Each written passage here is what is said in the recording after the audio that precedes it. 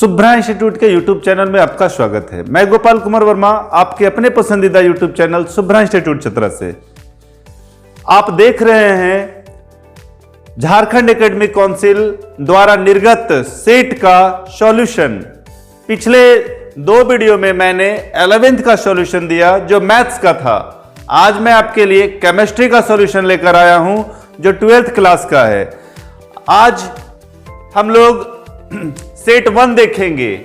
झारखंड शैक्षणिक अनुसंधान एवं प्रशिक्षण परिषद रांची झारखंड द्वारा जो दिसंबर माह में 12th क्लास का एग्जाम होना है, 5 सेट निर्गत किया गया है, जिसमें आज हम पहला सेट देखने जा रहे हैं। जो विद्यार्थी हमारे YouTube चैनल में नए हैं, मैं उनसे आग्रह करूंगा कि आप जो है सो हमारे चैनल को सब्सक्राइब कर ले, बेल आइकन दबा दे ताकि हर वीडियो का लेटेस्ट अपडेट आपको मिलता रहे। मैं आपको जानकारी के लिए बता दूं कि पिछले 2 वीडियो में मैंने 11th क्लास का मैथ्स का सेट दिया।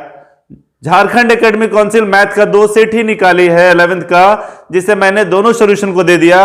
अभी मैं आपके लिए केमिस्ट्री लेकर आया हूं सेट 1। इसके बाद एक मैथ का सेट, एक फिजिक्स का सेट, ऐसे एक एक करके प्रत्येक दिन सेट दूंगा। आप हमसे बने रहें, जुड़े रहें और देखते रहें। चलिए अब चलते हैं क्वेश्चन की ओर। अभी आप देख पा रहे हैं कि ये जो है सो 12th क्लास का है।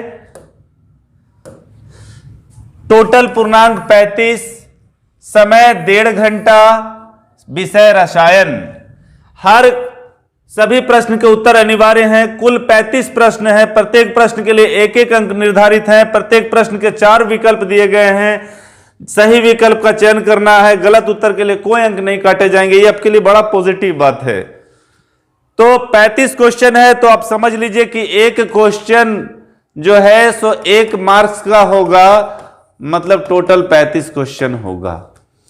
हर क्वेश्चन के लिए 4 ऑप्शन दिए रहेंगे। एक सही ऑप्शन में सही टिक लगाना है आपको। अगर OMR शीट मिलता है तो उसमें कलर करना है। तो बिना समय गवाए मैं अब क्वेश्चन की ओर चलता हूं। मैं आपको फिर से बताऊं कि ये लेटेस्ट अपडेट पाने के लिए आप हमारे चैनल को सब्सक्राइब कर ले, और जो भी पुराने विद्यार्थी 12th क्लास के हैं वो अपने दोस्तों को भी बताएं ताकि वो भी चैनल को सब्सक्राइब कर इस सेट का लाभ उठा पाए।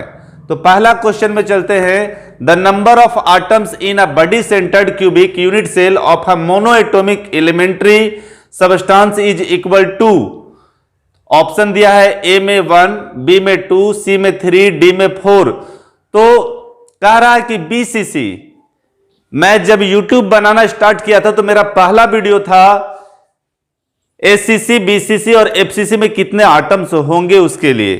तो मैं चाहूंगा कि आप उस वीडियो को अवश्य देख लें ताकि आपको काफी बढ़िया से पता चल जाए कि इसमें कितना आटम्स होता है। हम जानते हैं कि क्यूब में 6 फेस होता है और 8 कॉर्नर होता है। तो 8 कॉर्नर पे 1/8वां हिस्सा परमाणु का लगता है। तो 8 कॉर्नर पे 1/8 जब करेंगे तो 1 परमाणु होता है। और यहां पे BCC है, यहां पे BCC है। तो BCC में एक बॉडी में होता है। तो 8 कॉर्नर पे 1/8 और बॉडी में 1, तो टोटल जो है सो ये 8 कट जाएगा तो 1 + 1 तो बराबर 2। तो इसका जो आंसर होगा सो बी होगा। पहला का आंसर जो होगा सो बी होगा। दूसरा क्वेश्चन है molarity of an aqueous solution containing 40 gram of NaOH in 2 litre of solution is. तो मोलरिटी का फॉर्मूला हम लोग जानेंगे।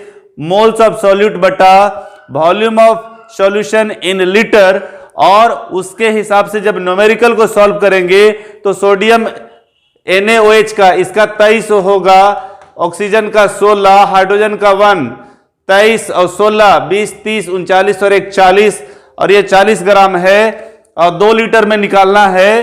तो 1/2 मतलब 0.5 आ जाएगा। तो दूसरा का आंसर है 0.5,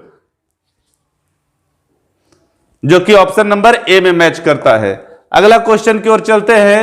क्वेश्चन नंबर 3 में 2CH3Br plus 2Na dry ether की उपस्थिति में रिएक्शन करके C2H6 मतलब CH3CH3 इथेन बना रहा है, साथ में 2NaBr बना रहा है।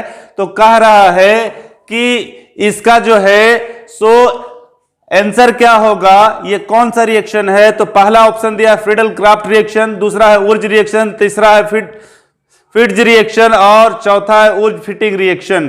तो दोस्तों आपको याद रखना है, जब कोई भी रिएक्शन 2Na की उपस्थिति में हो और Na के साथ अभिक्रिया हो रहा हो तो वो ऊर्ज अभिक्रिया होता है, जिसको ये शुभ्रा इंस्टीट्यूट जो है सो स्पेशल एक कन्वर्जन टेबल जारी की थी जो स्पेशल शुभ्रा के विद्यार्थियों के लिए था। मैं आप उसे यूट्यूब पर भी लाऊंगा और उसमें भी मैंने बताया कि 2Na के साथ जो रिएक्शन करता है वो ऊर्ज रिएक्शन होता है, ऊर्ज ने ऐसा बताया। इसलिए तीसरा का क्वेश्चन का जो आंसर है वो ऑप्शन बी है।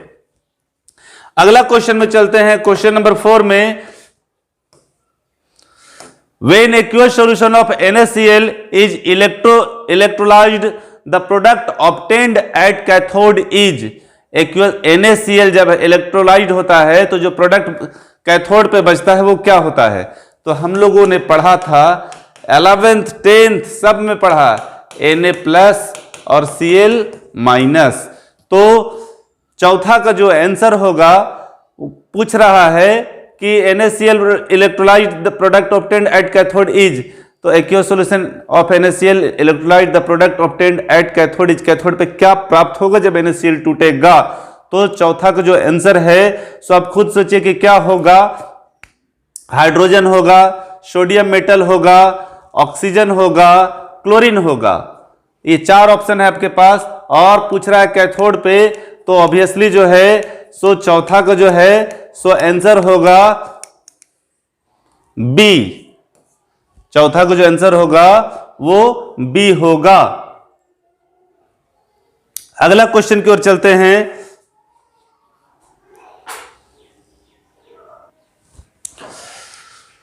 तो एक कॉल आ गया था दोस्तों, मैं अगला क्वेश्चन में चलता हूं। क्वेश्चन नंबर 5 में which of the following is ore of iron. ये 4 ऑप्शन है। ऑप्शन ए में हेमेटाइट, ऑप्शन बी में कैसिटेराइट और सी ऑप्शन में है डोलोमाइट और डी ऑप्शन में है बॉक्साइट। तो कह रहा है कि आयरन का कौन सा जो है सो ओर होगा।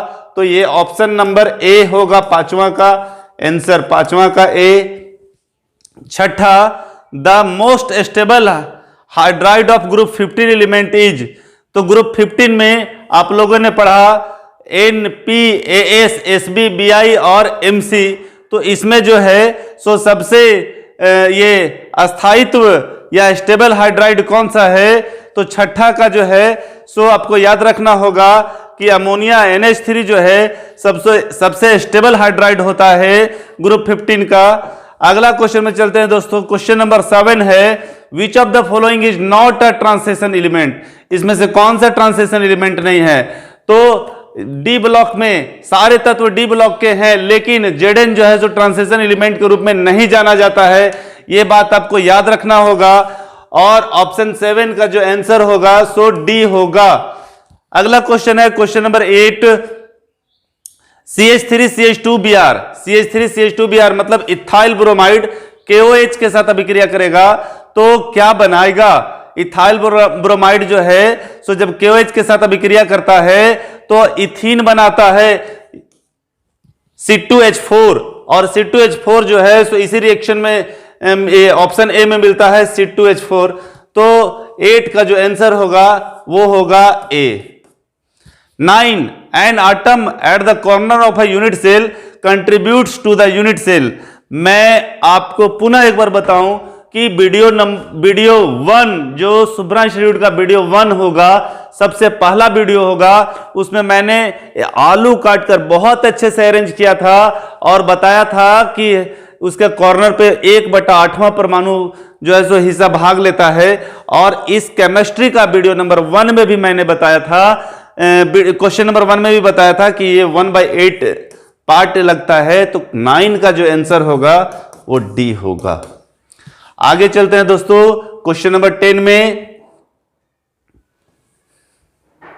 Osmotic pressure of the solute can be increased by, osmotic pressure of the solute can be increased by, कहता है कि सॉल्यूट का ऑस्मेटिक प्रेशर इंक्रीज करेगा कब? ऑप्शन ए है increasing temperature of the solution, decreasing temperature of the solution, increasing volume of the vigil, diluting the solution. तो बहुत ज्यादा घबराने की कोई आवश्यकता नहीं है, बस एक लाइन याद रखना है कि जब टेम्परेचर इंक्रीज करता है तो osmotic pressure of the solution can be increased हो जाता है। तो इसका आंसर है 10वां का ए। अगला क्वेश्चन में चलते हैं, question number 11। Question number 11, the molar conductivity of an electrolyte increase as, molar conductivity जो है सो इलेक्ट्रोलाइट का इंक्रीज कब करेगा? ऑप्शन ए है dilution increase, temperature increase, dilution decrease, none of the above is correct. चारों में से, इसमें तीनों में से कोई भी सही नहीं होगा। सो ऐसा ऑप्शन नंबर डी में लिखा है। तो 11 का आपको याद रखना है कि जब डाइल्यूशन इंक्रीज करता है तो उसकी कंडक्टिविटी इंक्रीज कर जाती है। इसका साफ मतलब है कि 11 का जो आंसर होगा वो ए होगा। Moaned process is applied for the purification of, moaned process किसके प्यूरिफिकेशन में अप्लाइड होता है? तो एम के बाद कौन सा लेटर होता है ये आप याद रखिएगा, ABCDEFGHIJKL, एम के बाद एन। तो ये मैं ट्रिक बताया, एम के बाद जो है सो एन आता है। तो ये याद रखना है कि निकेल को मोन्ड प्रोसेस के द्वारा प्यूरिफिकेशन किया जाता है। तो क्वेश्चन नंबर 12 का ऑप्शन जो है सो बी होगा। Covalency of nitrogen in Na2O5 is, nitrogen का कोवैलेंसी जो है सो क्या होता है? तो आपको याद रखना है कि नाइट्रोजन का N2O5 में वैलेंसी 4 होता है। आप इसको निकाल भी सकते हैं, आसानी से पढ़े भी हैं आप लोग, 11th में भी पढ़े हैं, 12th में भी पढ़े हैं और कोऑर्डिनेशन कंपाउंड में भी पढ़े हैं। तो आपको याद रखना है 13 का जो ऑप्शन होगा वो ऑप्शन सी होगा। 14 नंबर का क्वेश्चन देखते हैं।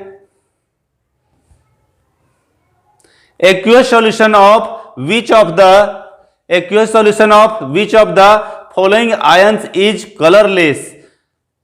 अभी हाल फिलहाल में क्लास में डी ब्लॉक एलिमेंट्स पढ़ाया गया और उसमें यह भी बताया गया कि कौन सा सॉल्यूशन जो है सो कलरलेस होता है। तो क्वेश्चन नंबर 14 का जो ऑप्शन डी है वही सही है। AC3+ जो है सो कलरलेस होता है। तो 14 का जो आंसर होगा वो ऑप्शन नंबर सी होगा। 14 को जो आंसर होगा वो ऑप्शन नंबर डी होगा। डी में टिक लगाया हूं, डी ही होगा। तो अगला क्वेश्चन में चलते हैं दोस्तों। क्वेश्चन नंबर 15 में, क्वेश्चन नंबर 15 कहता है CH3CH2I KCN के साथ अभिक्रिया करेगा, CH3I KCN के साथ अभिक्रिया करेगा तो क्या बनाएगा?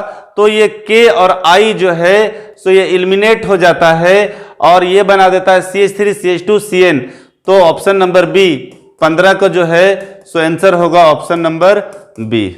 Question number 16, the percentage of available space occupied by spheres in a cube close packing in 3 dimension. Quiz घमासान नाम का एक कंपटीशन मैं चलाता हूं, उसमें हाल फिलहाल में ये क्वेश्चन मैं रखा भी था ऑब्जेक्टिव क्वेश्चन के लिए। तो आपको याद रखना है 16 का जो ऑप्शन होगा वो सी होगा, 74% होगा। CCP जो है सो 74% जो है सो स्पेस जो है सो ऑक्युपाई करता है। तो 16 का जो आंसर है सो सी होगा। हमने SCC, BCC, FCC तीनों को प्रूव करवाया हूं और आज उससे एक क्वेश्चन दिया भी है। और जब मैं क्विज घमासान बता रहा था और सॉलिड स्टेट का मैं ऑब्जेक्टिव क्वेश्चन जब दिया था तो उसमें इस पर विशेष चर्चा किया था। आप सॉलिड स्टेट पर अगर कोई ऑब्जेक्टिव क्वेश्चन देखना चाहते हैं, स्पेशल उस लेशन का ऑब्जेक्टिव क्वेश्चन देखना चाहते हैं तो हमारे YouTube चैनल पर जाएं और देखें सॉलिड स्टेट का ऑब्जेक्टिव क्वेश्चन फॉर एग्जाम 2022 तो आपको मिल जाएगा। अगला क्वेश्चन में चलते हैं। क्वेश्चन नंबर 17 में, the relative lowering of vapour pressure, बड़ा आसान है। The relative lowering of vapour pressure in a in a case of a solution of non volatile solute is equal to the mole fraction of solute. तो आपको याद रखना है ये non volatile solute is equal to the mole fraction of solute, ये इसको Raoult ने दिया था। तो ऑप्शन नंबर सी जो है सो रॉल्ट का है। ऐसे 4 ऑप्शन दिया है, Henry's law, Arrhenius law, Raoult's law, Ostwald law. तो आपको याद रखना है कि रॉल्ट ने इस नियम को दिया था। तो 17 का जो आंसर हो गया वो आंसर हो गया सी। क्वेश्चन नंबर 18 में चलते हैं। ये बहुत ही आसान ऑब्जेक्टिव क्वेश्चन दे दिया है सेट 1 में केमिस्ट्री में। ये क्वेश्चन नंबर 18 है, EMF of a cell with nickel and copper electrode will be, ये दोनों का मान एनआई का और सीयू का दिया है। तो पूछ रहा है EMF of a cell with nickel and copper electrode will be इतना, तो किसका जो है सो मान कितना होगा जब आप कैलकुलेशन करेंगे। मैं इसका न्यूमेरिकल भी बताया हूं यूट्यूब में, केमिस्ट्री में, आप वहां भी जाकर देखेंगे तो आपको आंसर मिल जाएगा। और इस क्वेश्चन का जो आंसर है 18 का वो है 0.59 वोल्ट। तो आप जो है सो बिल्कुल थोड़ा यूट्यूब में आप बने हैं, तो यूट्यूब की मदद से आप अपनी पढ़ाई अगर कर रहे हैं तो थोड़ा केमिस्ट्री का न्यूमेरिकल्स जो शुभ्रा इंस्टीट्यूट के द्वारा दिया गया है उस पर थोड़ा सा जाएं और अवश्य बनाएं। इस तरह के क्वेश्चंस का सॉल्यूशन आपको अवश्य मिलेगा। क्वेश्चन नंबर 19 में चलूं। The process of heating the ore in the excess supply of air below its melting point is called. 19 number का क्वेश्चन है, the process of heating the ore in the excess supply of air below its melting point is called. तो 19 का जो है सो option होगा D, smelting कहा जाता है। Below its melting point is called smelting. तो 19 का जो आंसर है आपको याद रखना होगा डी है। 18 का जो आंसर है सो ए है। अगला क्वेश्चन में चलते हैं। The process of the commercial production of nitric acid. Nitric acid किसके द्वारा बनाया जाता है?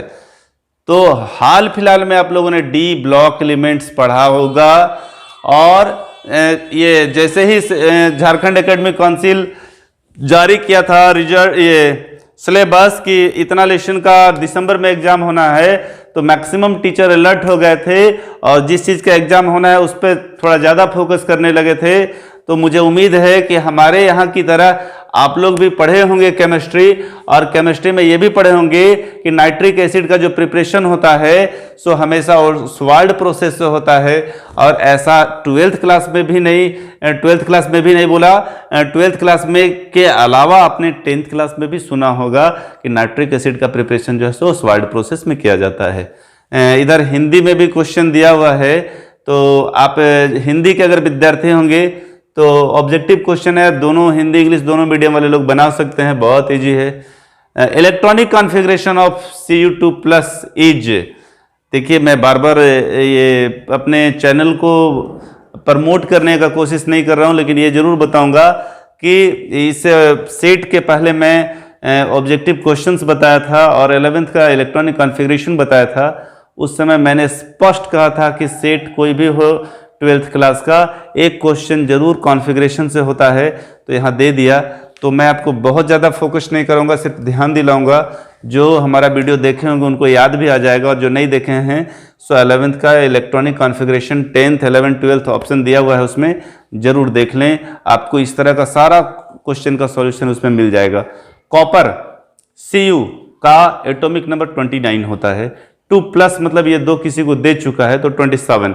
और ये जो 4 ऑप्शन दिया हुआ है वो 4 ऑप्शन जो है सो 27 के लिए जो है सो 3D9 से होगा, और 21 का जो है सो आंसर बी होगा। मैं चाहता हूं जो भी विद्यार्थी यूट्यूब देख रहे हैं वो इसका इलेक्ट्रॉनिक कॉन्फ़िगरेशन Cu2+ का बनाकर जो इतना होगा, ठीक है, उसमें AR नहीं आएगा, पूरा इलेक्ट्रॉनिक कॉन्फ़िगरेशन बनाकर कमेंट बॉक्स में जरूर डाल दें ताकि मैं समझ पाऊँ कि आप समझ गए हैं। और अगर आप नहीं समझे हैं तो हमारे YouTube चैनल का ये इलेक्ट्रॉनिक कॉन्फ़िगरेशन निकाल कर देख ले, आपको अवश्य ही समझ में आ जाएगा। क्वेश्चन नंबर 22 में चलते हैं। ये बड़ा सिंपल क्वेश्चन है, कह रहा है कि density of a crystal is given by the formula. किससे इस डेंसिटी निकालते हैं क्रिस्टल का? तो 22 का जो आंसर है सो सी होगा। इसी फॉर्मूला से हम लोग जो है सो क्रिस्टल का डेंसिटी निकालते हैं, इसी फॉर्मूला से क्रिस्टल का डेंसिटी निकालते हैं। क्वेश्चन नंबर 23 में चलते हैं। An ionic compound has a unit cell consisting of ions at the corner of the cube and b ions at the corner of the face of the cube. The empirical formula of the compound is. तो ये question बड़ा ही आसान है और आपको याद रखना चाहिए। ए आयन कॉर्नर पे है और बी आयन सेंटर पे है, और तो इस स्थिति में इसका जो फॉर्मूला होता है सो AB3 होता है। तो आपको याद रखना है इसका ऑप्शन जो है 23 का बी होगा। 23 का जो ऑप्शन होगा सो बी होगा। अगला क्वेश्चन में चलते हैं। क्वेश्चन नंबर 24 में दोस्तों बहुत ही सिंपल क्वेश्चन, कॉलिगेटिव प्रॉपर्टीज। नाम सुनने से स्पष्ट हो जाता है कि कॉलिगेटिव प्रॉपर्टीज जो है का डेफिनेशन है, कॉलिगेटिव प्रॉपर्टीज का डेफिनेशन है कि ये सॉलिड के नंबर ऑफ पार्टिकल पर डिपेंड करता है। तो यहाँ भी वही क्वेश्चन है कि colligative properties of the solution depends on, तो obviously number of the solute particle, यहाँ पे सॉल्यूट होना चाहिए वर्ड, सॉल्यूट पार्टिकल पर डिपेंड करता है। तो 24 का जो आंसर है वो है आंसर सी। 24 का जो है वो सी है। क्वेश्चन नंबर 25 में चलते हैं। On adding of glucose in water boiling point will. 25 number का क्वेश्चन है कि ग्लूकोज में on adding of glucose in water, पानी में अगर ग्लूकोज मिला दे तो उसका बॉइलिंग पॉइंट क्या होगा? तो ऑब्वियसली इंक्रीज कर जाएगा, उसका बॉइलिंग पॉइंट इंक्रीज कर जाएगा। 4 ऑप्शन दिया है, increasing, decreasing, remaining unchanged, first increase then decrease. तो याद रखिएगा इसका ऑप्शन ए होगा। 25 का जो आंसर है वो आपका ए है। अगला क्वेश्चन में चलते हैं। क्वेश्चन नंबर 26 में, for the half cell reaction, half cell reaction में Ag plus ion plus E minus balance करके Ag सॉलिड आया, इलेक्ट्रोड पोटेंशियल है 298 kelvin, will be given Ag plus इतना and E standard electrode potential का value 80 है। तो दोस्तों जब आप इसको सॉल्व करेंगे हाफ सेल रिएक्शन के द्वारा तो 26 का जो आंसर है तो 0.741 आएगा। तो ऑब्वियसली इसका जो ऑप्शन ए है वही आंसर होगा। क्वेश्चन नंबर 27 में चलते हैं। How many Coulomb's of charge is required for reduction of 1 mole of Al3 plus two Al। Al3 plus से Al आने में कितना कूलम चार्ज की आवश्यकता होगी? तो आपको हमेशा याद रखना होगा, इसको आप ध्यान में रख लीजिए। इस तरह का क्वेश्चन एनडीए में, सीबीएसई में और कंपटीशन एग्जाम में आया करता है।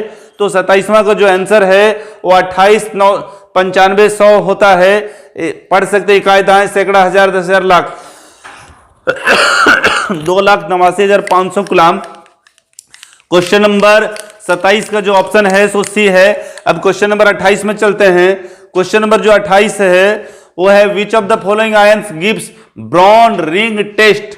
कौन सा आयन जो है, which of the following ions gives brown ring test, कौन सा which of the following ions gives brown ring test, कौन सा आयन है सो ब्रॉन रिंग टेस्ट देता है? तो 28 का जो है सो आंसर है नाइट्रेट। नाइट्रेट जो है सो ब्रॉन रिंग टेस्ट देता है। तो 28 का जो आंसर होगा वो ए होगा। Question number 29, catalyst used in Haber process. Haber process में कौन सा कैटलिस्ट यूज्ड होता है?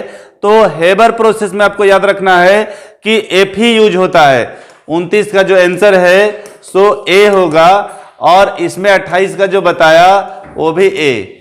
तो आपको याद रखना है कि 28 का भी ए और 29 का भी ए, ऐसा आप याद ना रखेंगे, बिल्कुल आप ये याद रखेंगे कि ब्रॉन रिंग टेस्ट में कौन सा आयन रिंग देता है? तो नाइट्रेट। ये हेबर प्रोसेस में कौन सा कैटलिस्ट यूज होता है? तो Fe। अब क्वेश्चन नंबर 30 में चलते हैं दोस्तों। क्वेश्चन नंबर 30 है which of the following has lowest boiling point. ये जो है सो आपको याद रखना होगा।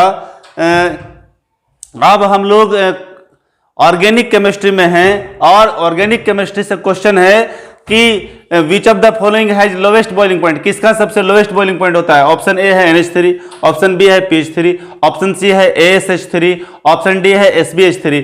तो आपको याद रखना होगा कि SbH3 का जो है सो बॉइलिंग पॉइंट लो होता है NH3, PH3 और ASH3 से। अगला बढ़िया क्वेश्चन है, कह रहा है कि इसके रिएक्शन के बाद क्या आएगा।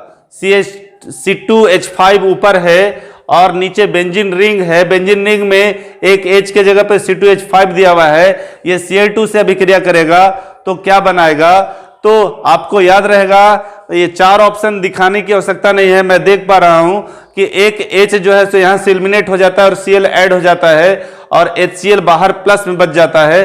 तो ऑप्शन ए ही इसका जो है सो आंसर यहीं पे दिख रहा है हम लोगों को। तो 31 का जो है सो आंसर ए हो गया, 30 का आंसर जो है सो डी हो गया। क्वेश्चन नंबर 32 में चलते हैं। इसमें मात्र 35 क्वेश्चन हम लोगों को बनाना है, जिसमें 31 क्वेश्चन हम लोग बना चुके हैं। क्वेश्चन नंबर 32 है, क्वेश्चन नंबर 32 है कि CH3 जो है सो ये बेंजीन रिंग नहीं है, आप बढ़िया से देख लेंगे। इसमें जो है सो HI जो है सो रेड फास्फोरस की उपस्थिति में अभिक्रिया करके क्या बनाता है। तो इसका भी ऑप्शन ए है दोस्तों। ये जो है सो I यहाँ पे लग जाता है और एक H इधर आ जाता है और H2 जो है सो प्लस में एलिमिनेट हो जाता है। तो 32 का भी जो आंसर है सो ए है। तो ऑर्गेनिक केमिस्ट्री में 2 क्वेश्चन आया, दोनों का आंसर जो है सो ए मिला। और 33 क्वेश्चन है कि ये Br2 से अभिक्रिया करके क्या बनाएगा। तो जैसा कि अभी हम लोगों ने देखा कि I उसके साथ कंबाइन हो गया, तो उसी तरह यहां से एक H हट के ये Br के साथ बाहर एलिमिनेट हो जाता है HBr और एक Br लग जाता है। तो 33 का भी जो आंसर है वो आंसर है ए, 33 का ए। और 34 है butane two all is 1 degree 2 degree 3 degree. और ऑप्शन डी है डिहाइड्रिक एल्कोहल।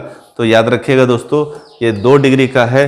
तो 34 का जो आंसर है वो 2 डिग्री है, मतलब 34 का जो आंसर है सो बी है। और अंतिम क्वेश्चन आज का मैं ले लूं, सेट 1 का 35वां क्वेश्चन है कि फिनॉल C6H5OH, ऊपर OH लगा हुआ है, फिनॉल जो है सो C2H5I इथाइल आयोडाइड के साथ अभिक्रिया करता है in the presence of C2H5O negative ion and hydrous C2H5OH है।